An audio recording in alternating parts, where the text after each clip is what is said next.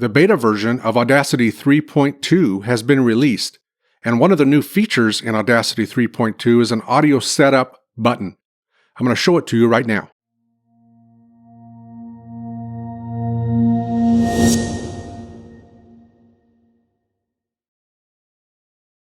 You'll see on the screen here that I've got Audacity version 3.2, the beta version, open. I have started using this in production just so I can debug it a little bit, put it through its paces and see what it'll do.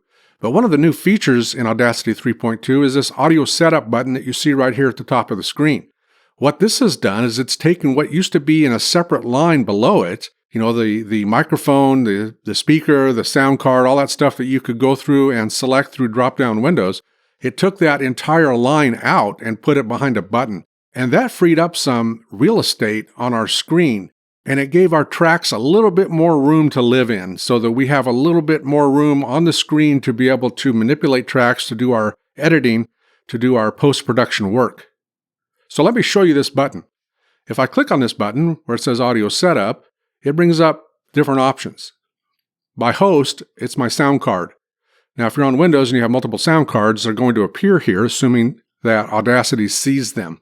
Your playback device can be a number of things. It can be your speakers, your built-in speakers. Mine has several options there, including external headphones. Your recording device is whatever microphone that you're using or whatever input device that you're using. If I was using my Zoom H6 as an input device, it would show up here. If you have some kind of a microphone interface, it'll show up here. And as far as recording channels, everything I do is in mono. And another feature in this button is that I can click on audio settings and it opens up this window. And this window gives me the same options, but individually I can go through each one and select them here.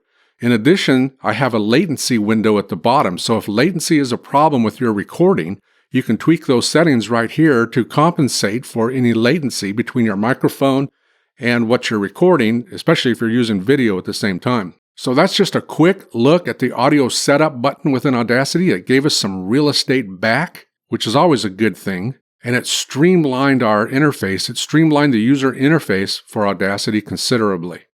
So that's all I have for you. Until next time, y'all take care.